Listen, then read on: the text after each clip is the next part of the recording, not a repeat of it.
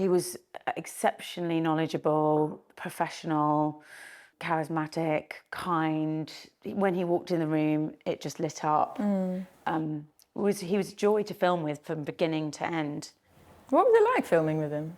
Wonderful, honestly, and it's not like that. Some people are really hard to film with because that's not their, their area of expertise. There's another area which I hugely respect, and I am very privileged to be able to get time with experts. But Stu was on another level because it was like filming with a presenter, and he knew that you were going to do it twice, and he was ready for that, and he had it all ready. And I'd say, right, we need to do the last 4 questions again. And usually people would be like, can you prompt me? Of course, that's what I do. And he wouldn't need prompting at all. He'd be like, ma, ma, ma. I was like, it was a dream, and we had lots. It was really good fun because he was so fun. You're such a fun person to work with, and I did notice the difference towards the last couple of times we filmed with him. Yeah, I noticed that he was struggling more than normal. Yeah. And I could see how frustrated he was. Yeah. Because he was on it. He was 10 steps ahead of everyone else when we were filming. Yeah. And you could see that he couldn't quite just remember everything word for word, and you'd have to look at the script. I mean, most people have to look at the script the whole time, but for him that was disappointing. Yeah.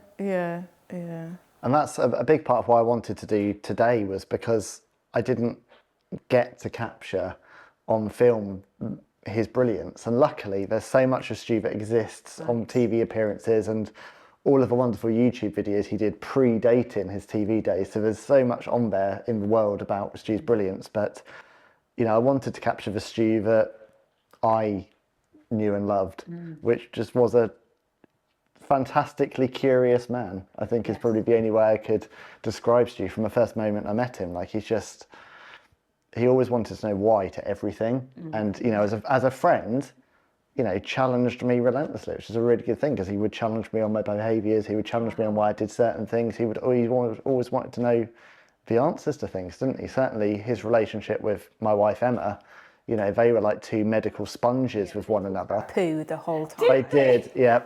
Fascinated by movements. poo, those 2. Oh man, Yeah. They just love talking about bowel movements. It's ridiculous. But also were you glad to be let off that one? Yeah, very much.